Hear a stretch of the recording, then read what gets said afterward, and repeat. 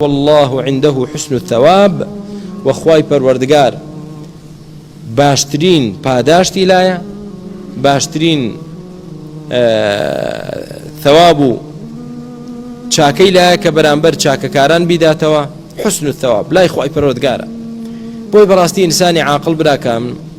چاوەڕێی ثوابی خوا بێت گەورەترە چاوەڕێی پاداشتی خوا بین چاوەڕێی دەستخۆشی لەلایەن خوا بین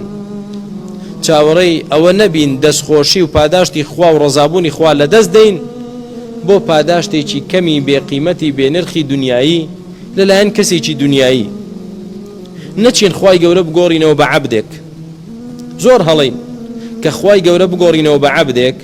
واللهی زەرەری زۆر گەورە دەکەین و کە پاداشتی لای خوا بگۆڕینەوە بە پلەپایە و منسەب و پارە و پولێکی دنیایی بێقیمەت دیسان زۆر هەڵەین ئەوە بەڕاستی زەرەرمەندیە ئەوە بەڕاستی تیجارەتێکی خاسرە بۆ ئینسانی عاقڵ دائیمەن بزانێ مامەڵە لەگەڵ چێ دەکات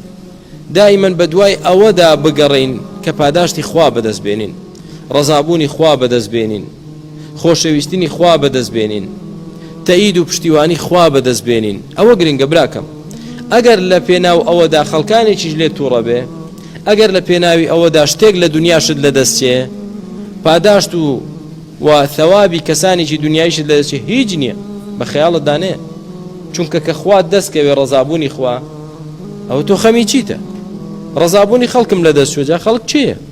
نە بەهەشتم بەدەست خەڵکە نە جەهەنەم نە ژیانم نە مردنم نە بەختەوەریم نە بەدبەختیم هیچم بەدەست خەڵک نییە بەخوا بەدەست خوایە ئەو خوای دروستی کردوین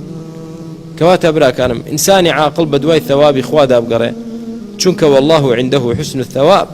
خوای گەورە پاداشتی زۆر باش و چاکی لایە خوای گەورە بە فەزڵ و کەڕەمی خۆی شادمانکە بۆ فەضڵەی خۆی بەڵێ